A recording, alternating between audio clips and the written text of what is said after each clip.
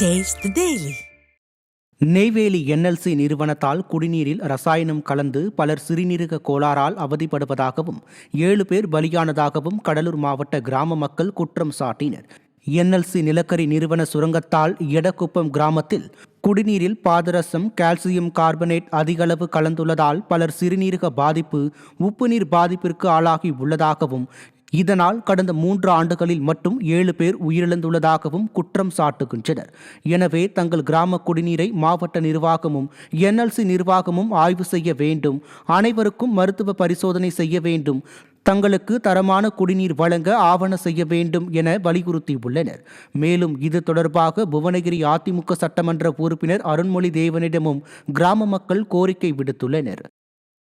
பக்கத்தில் 2 கிலோமீட்டரில் என்எல்சி இருக்கிறதுனால எங்கள் ஊர் ஆழ்துளை கிணற்றுலலாம் வேதிப்பொருளும், கால்சியம் கார்பனேட், சுண்ணாம்பு போன்ற வேதிப்பொருள் கலந்துருக்கிறதால எங்கள் பகுதியில் வசிக்கிற மக்களுக்கு கிட்னி பிரச்சனை, இதை தொடர்ந்து குடிச்சிட்டு வரதால் கிட்னி பிரச்சனை ஏற்படுது.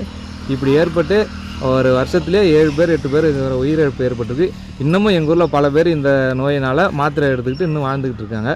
அதனால் பழைய காலத்து முறைப்படி எங்கள் ஊரில் இருக்கிற பஞ்சாயத்து கிணறை சுத்தம் பண்ணி அதில் மேல் ஊற்று தண்ணியை குடிக்கிறதுக்கு சரி செஞ்சு கொடுக்கணும்னு எங்கள் தொகுதி எம்எல்ஏ அண்ணன் அருண்மொழி தேவன் அவர்களை சந்தித்து இன்றைக்கி மனு கொடுத்துருக்கோம். அண்ணனும் எங்களுக்கு நல்ல முறையில் செஞ்சு கொடுக்குறேன்னு சொல்லியிருக்காங்க. 30 குடும்பத்தில் மட்டும் 7 பேர் இறந்துட்டாங்க.